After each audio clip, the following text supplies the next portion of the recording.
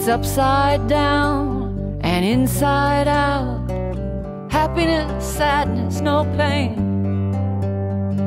I've seen a lot of faces and I've been a lot of places. When are things ever gonna change?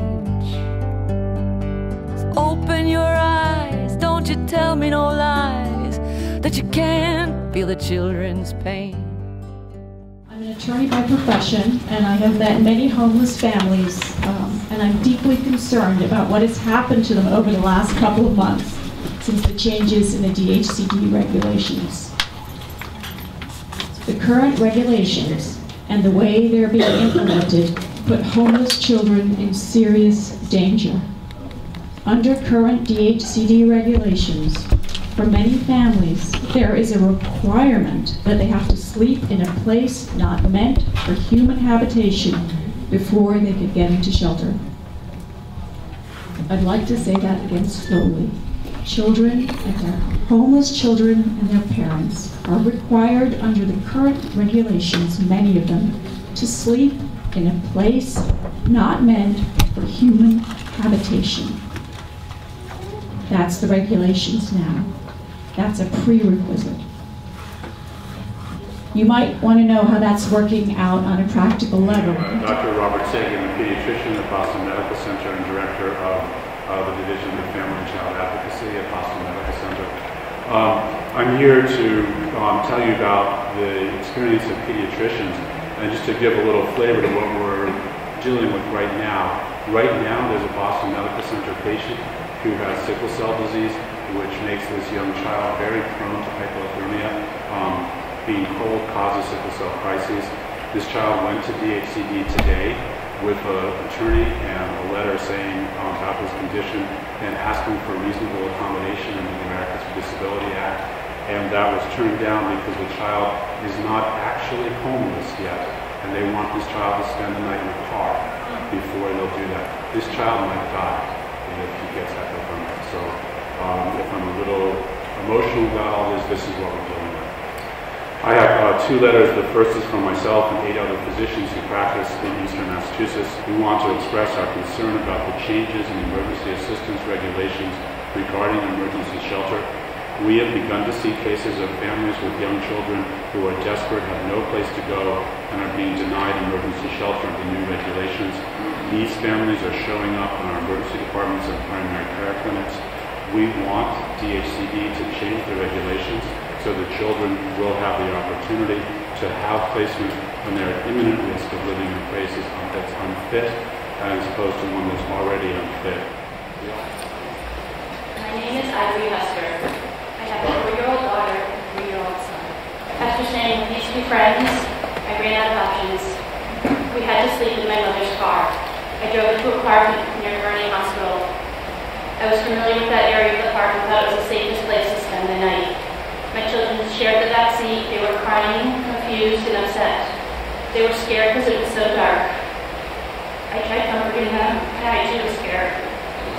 We are fortunate and thankful that we do now have shelter. However, I am here to ask that DHCD please change their new regulations to prevent families like mine from having to sleep in cars or parks or bounce from one house to another. No child or family should ever have to go through that. Thank you. I ended up being homeless from fleeing a domestic violence relationship with my husband. A friend put us up for a little while, but it became overwhelming for her. At that time, because I had been staying at a friend's house, they told me that they couldn't help me. They said that they couldn't help me because I had a roof over my head, that I had somewhere to stay because I had been sleeping at a friend's house. I see. But in fact, you couldn't stay with your friend anymore because that was no longer tenable. So what did you do next? I tried to find other places to stay, which I wasn't successful. So me and my son wound up sleeping in my car. We slept in the car for a couple of weeks. In between me sleeping in the car, I went back down there to apply again and let them know that my living arrangements have changed and I was now sleeping in my car with my son. At this point, they told me that they would send someone out to investigate to make sure that I was staying in my car. And did anyone from the state actually come to investigate your living arrangements? No, they didn't. Almost a week went by and no one showed up. I begged them. I told them, look at me and look at my daughter, for God's sake. I have no else to go. That day, I slept in South Station with my daughter in the stroller, without taking a bath, without brushing my teeth, without nothing to eat. A guy approached me, was a Happy Meal, and I was crying, and I explained to him what happened, and then he left. He said, oh, I hope things work out. The next day, I was at South Station again. I spent the day walking up and down, trying my options. After that, he approached me again, and then he told me that I could stay at my house until we figure things out. Honestly, in that moment, I didn't have another option. My daughter was tired to be all day in the stroller. I didn't take bath in days. So I said yes. I took the train down to his house, bus. As soon as I got to his house, he raped me next to my daughter. In the last 6 weeks, we have seen a sharp increase in the number of women seeking shelter at our morning lottery, having left their children with family and friends. Women and young children visiting Rosie's Place during the day after being denied shelter by DHCD and being told that Rosie's Place would help them. Homeless mothers calling my overnight staff from hospital emergency rooms in the middle of the night, and calls from other providers looking for advice for the homeless families sitting in their reception halls. Specifically, during the last 7 days alone, we have provided services to a woman who was told to leave the DHCD office by a security guard because her baby was crying because she ran out of milk. The guest was denied shelter by the receptionist. Provided shelter to a woman who had asked her sister to care for her son while she is homeless. Talked to a woman via telephone at 11:30 p.m.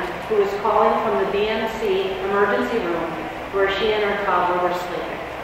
And I listened to these stories all day. What a disaster this is. Pretending there are fewer homeless people because you are letting fewer homeless people into shelter is shameful. My name is Eric Hirsch. Many people would say I'm an expert on housing first. I followed the family shelter crisis here in Massachusetts, and I'm quite familiar with the situation that many families are facing. I think I understand what is happening here. And the idea is that you are trying to move to a housing-based system and not a shelter-based system. I spend much of my life, literally, trying to implement this approach in Rhode Island. There's only one problem. You don't have the housing to implement it. Doubling up, I think you're thinking doubling up is a solution. If that's a solution, why do 1 in 12 doubled up families wind up homeless compared to 1 in 200 in the general population? It's a road to homelessness. It is certainly not anything remotely like a stable housing situation. You need to relax the shelter restrictions till you have the housing resources. You don't have the housing resources. Thank you. Good afternoon. My name is Kelly Shirley. I'm Director of Legislative Advocacy in the Massachusetts Coalition for the Homeless, and I'd also like to echo the gratitude of my fellow panelists for your willingness to be here and be in Springfield on Monday to take our comments on the emergency assistance regulations and to really engage in this dialogue. I hope that we can move from dialogue to concrete action to concrete change. I want to present to you a letter signed by 69 groups across the state that represent advocacy groups, providers, legal services, medical community, domestic violence service community, faith communities, and various community groups to ask you in particular to adopt our recommended language around imminent risk of having to stay in a place not meant for habitation. We've talked about it time and time again today, so I don't have to get into the details of what that proposal would be, but I really hope that we can continue the dialogue outside of Gardner Auditorium to talk about ways where the Department of Children and Families, the Department of Housing and Community Development, community groups who are working with these families and seeing them in the ER, hearing from them while they're staying in their car, talking to them the morning after they stayed on the beach, be able to identify families who we know are heading into those situations so they don't have to head there. And I know that as a creative and compassionate Commonwealth, we can come to a resolution. We'll continue day in and day out to be up here at the State House asking for more resources for affordable housing and prevention, which we know that we need to be able to really get to the roots of this problem. But in the meantime, I ask you once again to not remove the safety net of shelter from just the promise or the hope of affordable housing. That together we need to make that happen. In the meantime, we need to protect the safety net, and I know that we can do it. Thank you. Soy víctima de violencia doméstica. I'm a victim of domestic violence. Y este es mi Muchas veces no me daba para darles lo que ellos necesitaban, como ropa, zapatos. A lot of times she didn't have enough to eat. I stayed in my mother's van in the parking lot outside the apartment. Me and my family became homeless about 6 months ago. Homelessness does not take all day, and so we spent Labor Day weekend in vehicles. My children and I did not have a place to stay that night, so waiting until tomorrow was not an option. Stress, anxiety.